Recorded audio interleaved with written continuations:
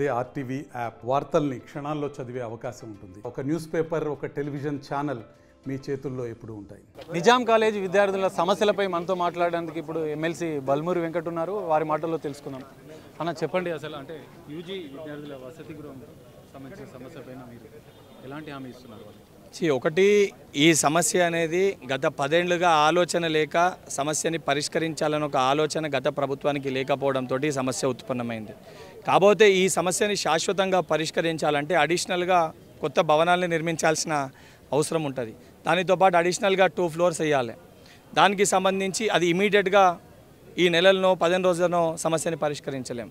కాకపోతే ఏదైతే UG students వాళ్ళు తీసుకొచ్చిన సమస్య ఏదైతే ఉందో, అన్న మేము కొత్తగా సిటీకి వచ్చినా మాకు ఇబ్బంది అవుతుంది, కాకపోతే PG students already first year వాళ్ళు ఉస్మానియా యూనివర్సిటీలో చదువుకుంటారు కదా, అంటే అక్కడికి వెళ్ళి ఇక్కడికి వస్తుండ్రు కదా, అక్కడ ఉంటుండ్రు కదా, వాళ్ళకి కొంచెం అలవాటు అయి ఉంటుంది కదా అన్న, వాళ్ళు అక్కడే కంటిన్యూ చేస్తే నెక్స్ట్ ఇయర్ వరకు ఎట్లా కొత్త బ్యాచ్ వాళ్ళకి ఇక్కడనే కన్స్ట్రక్షన్ మీరు చేస్తూ ఉంటారు కదా, ఇష్యూ రిజాల్వ్ అవుతుంది అనేది యూజీ స్టూడెంట్స్ వర్షన్. వాళ్ళు అనేది కూడా 100% కొద్ది వరకు వాస్తవమే.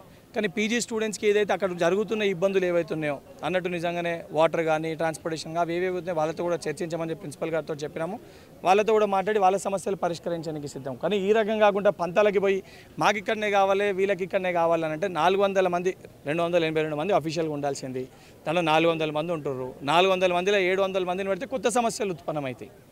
కొత్త సమస్యలు ఉత్పన్నమైతే మళ్ళీ శానిటీ ప్రాబ్లం అని చెప్పి, లేకపోతే శానిటేషన్ ప్రాబ్లము, దాంతోపాటు వాటర్ ప్రాబ్లము, మెస్ ప్రాబ్లం, కొత్త సమస్యలు ఉత్పన్నమవుతాయి. దానివల్ల విద్యార్థులందరూ ఇబ్బంది పడతారు. సో ఆ రకంగా ఆలోచించకుండా పంతాలకి పోకుండా విద్యార్థులే చర్చించి ఈ రకంగా ఈ సమస్యలు ఉన్నాయి, ఇవి పరిష్కరించండి అని చెప్పి ఒక నివేదిక ప్రభుత్వానికి తయారు చేస్తే, ప్రభుత్వానికి వీళ్ళకి మధ్యలో ఒక సమన్వయకర్త బాధ్యత బల్మూరి వెంకట్ తీసుకొని 100% ప్రభుత్వాన్ని ఆ దిశగా, ఎందుకంటే ఇది ప్రజాప్రభుత్వం, మా ముఖ్యమంత్రి గారు చాలా స్పష్టంగా ఉన్నారు, విద్యార్థులు ఏమడిగినా సమస్యని పరిష్కరిద్దాం, కానీ ఒక సొల్యూషన్ తోటి రండి అని చెప్తారు. వితౌట్ సొల్యూషన్ వాళ్ళతోటి సపరేట్ వీళ్ళతో సపరేట్, గత ప్రభుత్వం కదా అప్పటిదప్పుడు టెంపరీగా ప్రాబ్లం రిజాల్వ్ చేసుకొని వీళ్ళకో మాట వాళ్ళకో మాట చెప్పారు కాబట్టి ఈ సమస్య ఉత్పన్నమైంది. ఈ సంవత్సరం కొద్దిగా కొంతమంది స్టూడెంట్స్కి ఇబ్బంది అయినా నెక్స్ట్ ఇయర్ ఈ ఇష్యూ కంప్లీట్గా రిజాల్వ్ అయ్యే విధంగా కొత్త భవనాన్ని నిర్మించే దిశగా 100% నేను ప్రభుత్వ పెద్దలతో మాట్లాడి నిర్మించే దిశగా ప్రభుత్వం ప్రయత్నిస్తుంది. ఎక్కువ గ్రామీణ ప్రాంతాల నుంచి వచ్చిన యువతులు అంటే అమ్మాయిలు ఎక్కువగా ఉన్నారు, వాళ్ళకి ఏం హామీ ఇస్తారు? బిడ్డ ఏదైతే సంబంధించి నేను కూడా ఒక గ్రామీణ ప్రాంతాలకు వెళ్ళి వచ్చిన ఒక బిడ్డనే, తర్వాతనే వచ్చి ఇక్కడ సెటిల్ అయినాను. ఏదైతే సంబంధించి అడిషనల్గా మనమైతే ఇనిషియల్గా కొత్తగా మనం వేరే డిస్టిక్కి వెళ్ళి వచ్చి హైదరాబాద్ ఉన్నప్పుడు ఇబ్బందులు ఉంటాయి. ఇబ్బందులు ఉన్నప్పుడు చాలా కష్టాలతోటి వాళ్ళు ఉండి కష్టపడతారు. సో దాని గురించే కొత్తగా వచ్చిన స్టూడెంట్స్కి ఇక్కడ పాపం దగ్గరుంటే ఇబ్బంది కలగకుండా ఉంటుందని చెప్పి నేను ఆలోచించి నేను మాట్లాడినా. అది కరెక్ట్గా పెద్ద మనసుతో ఆలోచిస్తే అందరు కూడా కరెక్టే అనిపిస్తుంది. కాకపోతే పీజీ స్టూడెంట్స్ మాట్లాడి దాన్ని కాంట్రడిక్టరీ స్టేట్మెంట్ లెక్క చూపించాలనుకుంటే పీజీ స్టూడెంట్స్ మాకెందుకు ఇయర్ అని చెప్పి మాట్లాడతారు.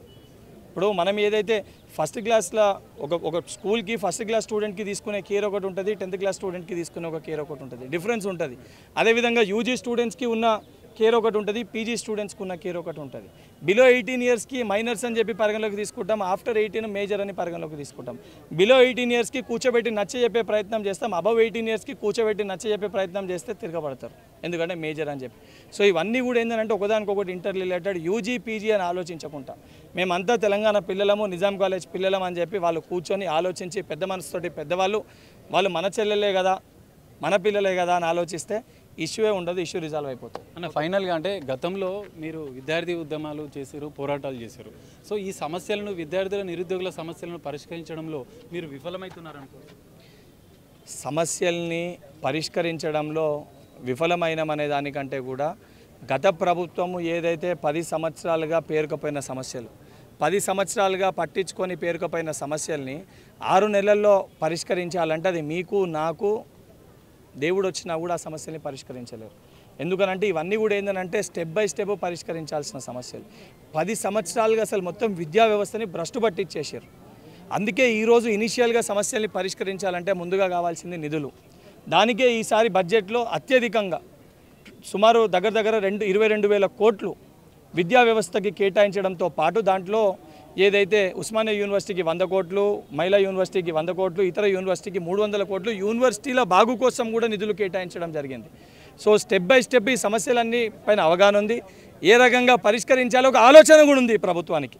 వాటికి కావాల్సిన నిధులు ఆల్రెడీ బడ్జెట్లో నిధులు కేటాయించినాము. యుద్ధ ప్రాతిపదికన ఒక్కొక్క సమస్యను కూడా ఈ ప్రభుత్వం పరిష్కరిస్తుంది.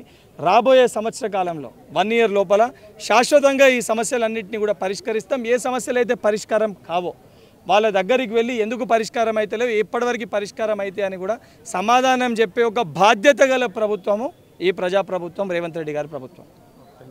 మరిన్ని వీడియోస్ కోసం ఛానల్ ని సబ్స్క్రైబ్ చేయండి, లేటెస్ట్ అప్డేట్స్ కోసం వాట్సాప్ ఛానల్ ని ఫాలో చేయండి అండ్ లింక్ డిస్క్రిప్షన్ లో ఉంది.